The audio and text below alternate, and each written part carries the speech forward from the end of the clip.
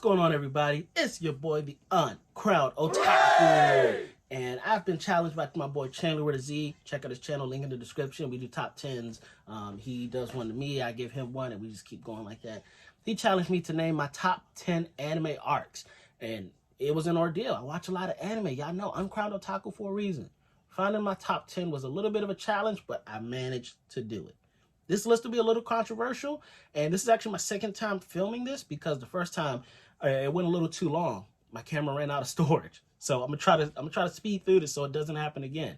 So bear with me. We're gonna be in the comments because I know y'all gonna want to talk about a few of them.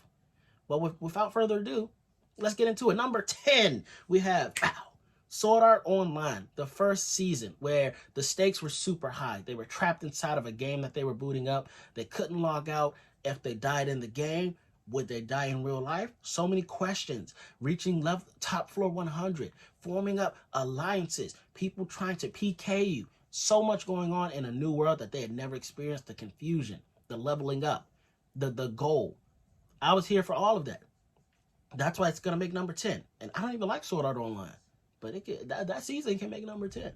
Number 9, we have Yu-Gi-Oh! The Pegasus arc. That really laid the foundation of what Yu-Gi-Oh! Was going to be going down the line. It introduced us to all of the more Millennium items. We saw the Millennium Eye, Pegasus having the power to read your mind, know exactly what you're planning to do, and then suck your soul out, leave you like a stone, just petrified human being. We got introduced to Bandit Keith, Weevil, Raptor Rex. Joey became a semi-competent duelist. My Valentine. So many things came from that season, and without that season, I don't think Yu-Gi-Oh! Would be as big as it is. Honorable mention to the Rare Hunter City Duel season. That almost made it, but I really had to, which one was more influential? Pegasus is one of the best characters of all time. Had to go with that. Going in at number 8, one of my personal favorite animes, History's Strongest Disciple, Kenichi. We're going to the Ragnarok Saga, where we witness Kenichi go from a boy getting bullied from somebody in the school's judo program to him going up against trained disciples from the top 10 martial artists of the dark world. We got to see him get joined into, what was that place called? Ryuzanbaku, where they didn't take disciples, but now he's learning every type of martial artist. He got the Seikuken, where he can make the barrier. Anything that comes into that barrier, he's just automatically deflecting. Grandpa's training him.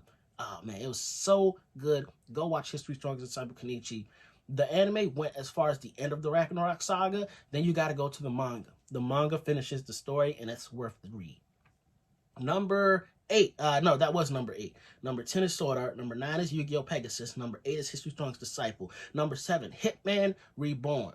The Von Gola Succession Tournament. Suna versus Zanzas. If you haven't watched Hitman Reborn, go check it out, because that fight, you literally pitted similar opponent against similar opponent to see who would lead the Von Gola family into a prominent future. I love Hitman Reborn. It's also one of my low-key favorite animes. Doesn't get as much love as it should be. Not respected as it should be. Got a poster right over there. Number 6. This is where I'm going to probably catch a little bit of heat in the comments. From the Naruto season. Not Shippuden, not Boruto, but Naruto. We're going to the Sasuke retrieval arc. This is making number 6 because 1, they failed. They didn't retrieve Sasuke. 2, it led to everything afterwards being just filler. There was nothing canon. After the Sasuke retrieval arc, skip to Shippuden. Save yourself years of needless watching. But the reason it makes number 6 is because we got reintroduced to Lee. He joined back into the fold. Shikamaru just became a Chunin and was leading the squad. We saw Choji eat the pill that allowed him to become skinny, get the butterfly wings. Neji went toe-to-toe with the Spider Dude, which really made us as children recognize that styles make fights. The Spider Dude would have bodied anybody else, but because he ran across the wrong one on the right day, he's now dead with the rest of the Sound 4. Naruto going toe-to-toe with Sasuke. No holds barred. This is for everything. We thought Sasuke would kill Naruto, but he decided he didn't want to be like Itachi, and he spared his life. Makes number 6. Now we're getting into the top 5, which is probably going to be a lot more controversial than before, and I got to kind of hurry up. I'm about to run out of space again. Number 5, Hunter x Hunter. I'm wearing the hat. A goated anime, worldly recognized by everybody for its fantasticness. And we're going into the Hunter exam. Greed Island almost made it, but when they introduced Nen, it kind of got otherworldly, and a part of me got detached from the show. Whereas with the Hunter exam, everything there is like martial artist. I trained years just to get this Hunter exam license so that I could better my life. I was with that premise. I was with that plot. Loved every bit of it. Loved seeing how Leorio, Kurapika, Gon, and Killua leveled up during the Hunter exam. Shout out to Hunter x Hunter, number 5. Number 4, a little controversial. Technically, it might not qualify, but I'm going to do it anyways because, hey, this is my top 10. You can make your own. G Gundam. As a whole. Because yes, G Gundam's broken into seasons, but it's not broken into different arcs. Because the overall mission from Domo Kashu was to find out what happened to his brother. He ran into Master Asia. He wanted to beat the Dark Gundam. And he went through all these tournaments with that sole purpose. So I'm not going to break up G Gundam. The whole thing is one big enveloping arc to me, and it is one of the best Gundam series to me personally, and no other Gundam pilot is seeing anybody from G Gundam. They pushing levers and buttons and stuff and trying to work their rig. G Gundam, they putting on a skin-tight suit and they throwing hands. G Gundam coming in at number 4. At number 3, we have one of the most legendary moments in anime history. Boom, it's right here. Dragon Ball Z, the Frieza Saga. We witnessed the death of Vegeta, the death of Krillin, all by Frieza. We witnessed Goku going Super Saiyan, which was a legendary moment as a kid. You saw his pupils go away, the rocks are rising, and he's just like seizuring up, he yells at Gohan, telling him to get out of here so he could fight and potentially kill Frieza. Goated moment in anime. Nobody will ever forget that moment. Number 2, it's right over here, Bleach. But the thing is, I'm going with the Bounce Saga, which is technically filler, but it was one of the most influential arcs to me. I don't know why they didn't make it canon. We had some of the best villains.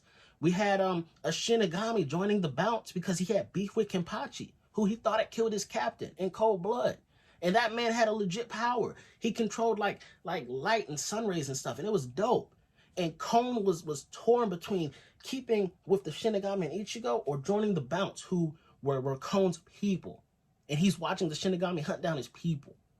Confliction. I was here for that. And number 1, the best anime opening of all time. When you hear it, you don't skip it. We're going to Yu Yu Hakusho with the Dark Tournament. Toguro making Yusuke and his crew join the Dark Tournament. Yusuke training with Genkai. Genkai dying towards the end.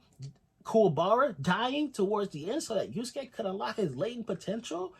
Man, the Dark Tournament, just seeing the levels of escalation. Hiei getting control of the Dragon of Darkness Flame. We saw, what's his name? Rosewhip Dude. Dang, I can't remember his name. Hold on, I got his pop over here somewhere. I got too many pops, he's covered up. Rosewhip Dude going into his demon form. Dark Tournament let them know, like, hey, because Chigoro was like a B-ranked demon. And they beat him, so they thought they were top of the list, and then they learned that, no, there's A-ranked demons and S-ranked demons that are still down there. So the Dark Tournament laid the foundation of this is power, and now you need to get more power. Yu Yu Hakusho is my second favorite anime of all time. School Rumble's number 1, but they don't really have arcs, so I couldn't put them in the list. But Yu Yu Hakusho, my number 2 anime of all time. I love Yu Yu Hakusho. Y'all should challenge me to a top 10 favorite anime of all time. That would be something I'd want to do. Channel with a Z, feel free to challenge me to that if you're watching the end of this video. That's my top 10 list. Channel with a Z, I'm going to challenge you to... I didn't really think this through. I did not think this through. What do I want to challenge you to do? Top 10 Pokemon. And I know it's going to be tough because there's 150 or more to see. To be a Pokemon master, is that your destiny? Channel with a Z, your challenge. Name your top 10 Pokemon. You can do favorite, you can do strongest, whatever you want to do. I want top 10 Pokemon from you. You've been challenged. Do you choose to accept? Should you accept, you will be tasked with a week of prep. I'm kidding. Take however long you want. Uncrowned Kingdom, I've been your boy, the Uncrowned Otaku. That's the fire that keeps the kingdom safe, and my phone is about to die, and the storage is about to be filled. So with that said, I'm out of here. Y'all be easy.